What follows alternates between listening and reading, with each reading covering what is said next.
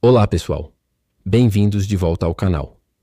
Hoje vamos mergulhar numa história fascinante que mistura guerra, psicologia e um simples baralho de cartas. Vocês sabiam que soldados americanos usaram cartas de baralho como símbolos de identificação e até como arma psicológica durante conflitos? É uma história incrível que revela como a criatividade humana funciona sob pressão. Durante a Segunda Guerra Mundial em particular, os paraquedistas da famosa 101ª Divisão Aerotransportada, os Screaming Eagles, precisavam de uma forma rápida e eficaz de se identificarem no caos do campo de batalha, especialmente durante os desembarques do dia D. A solução foi genial e simples: usar os naipes das cartas de baralho. Cada regimento dentro da divisão adotou um naipe diferente pintado em seus capacetes. Por exemplo, o 506º Regimento de Infantaria Paraquedista, imortalizado na série Band of Brothers, usava o naipe de espadas. O 501º usava diamantes, o 502º usava corações e o 357º usava o naipe de paus. Isso permitia que, com um simples olhar, um soldado soubesse a qual regimento o outro pertencia. Era um sistema de identificação visual instantâneo, vital para a coordenação em meio ao fogo cruzado. Essa marcação se tornou um símbolo de orgulho e pertencimento para essas unidades de elite. Mas a história não para por aí. Avançando para a Guerra do Vietnã, o uso das cartas de baralho ganhou uma dimensão totalmente nova, transformando-se numa poderosa ferramenta de guerra psicológica. A carta mais famosa desse conflito foi, sem dúvida, o As de Espadas. Soldados americanos começaram a deixar essa carta nos corpos dos inimigos mortos e em aldeias suspeitas de apoiar os Vietcongues. Mas por que essa carta em específico? A crença entre as tropas americanas era que, para os vietnamitas, o As de Espadas era um presságio de morte e má sorte. A ideia era instilar medo, minar o moral do inimigo e fazer com que pensassem duas vezes antes de enfrentar os soldados americanos. A imagem da caveira, frequentemente associada ao As de Espadas em algumas culturas ocidentais, reforçava essa mensagem macabra. Empresas nos Estados Unidos chegaram a produzir caixas inteiras contendo apenas o As de Espadas, especificamente para serem enviadas às tropas no Vietnã. Elas eram chamadas de cartas da morte. Os soldados as colocavam em seus capacetes como uma espécie de talismã e um aviso para o inimigo.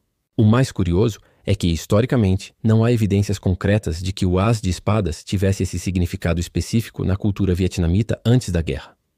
Parece que essa foi uma lenda criada e perpetuada pelos próprios soldados americanos. No entanto, o efeito psicológico foi real.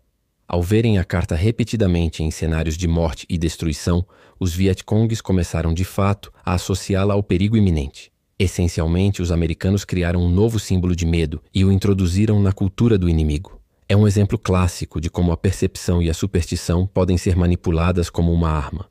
Essa tática não foi um caso isolado.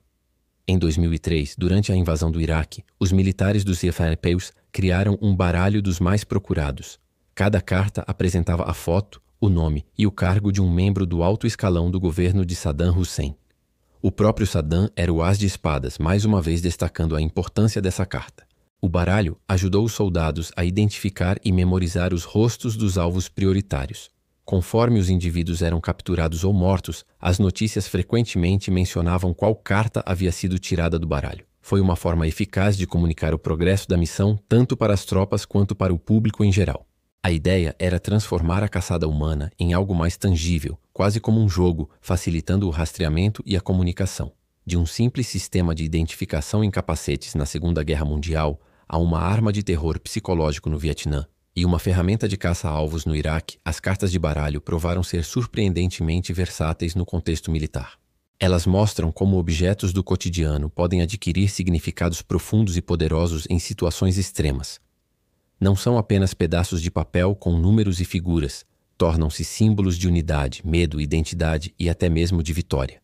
Essa jornada das cartas de baralho pelos campos de batalha é um testemunho da engenhosidade e da complexidade da psicologia humana em tempos de conflito.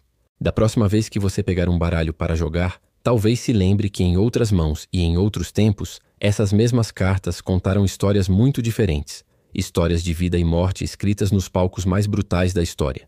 Espero que tenham gostado de descobrir mais sobre este aspecto pouco conhecido da história militar. É incrível como um objeto tão comum pode ter um papel tão significativo. Se você achou este vídeo interessante, não se esqueça de deixar o seu like e compartilhar com seus amigos.